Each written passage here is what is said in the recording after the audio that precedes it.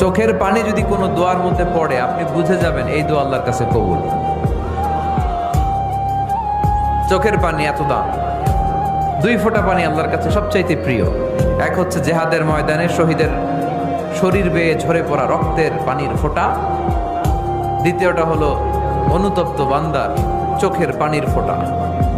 নিজের ভুলগুলো বুঝতে পেরে কেউ যখন কান্না করে আল্লাহর কাছে কাঁদে, তার চোখের পানি চোখ বেয়ে নাকের ডগা বেয়ে মাটিতে পড়ার আগেই ওই ক্রন্দনরত বান্দার জীবনের সব গুণ আল্লাহ মাফ করে দেয়। চোখের পানি যদি কোনো দোয়ার মধ্যে পড়ে আপনি বুঝে যাবেন এই দোয়া আল্লাহর কাছে কবুল। চোখের পানি এত দাম, দুই ফোঁটা পানি আল্লাহর কাছে সবচাইতে প্রিয়। এক হচ্ছে জেহাদের ময়দানে শহীদের শরীর বেয়ে ঝরে পড়া রক্তের পানির ফোঁটা, দ্বিতীয়টা হলো অনুতপ্ত বান্দার চোখের পানির ফোঁটা।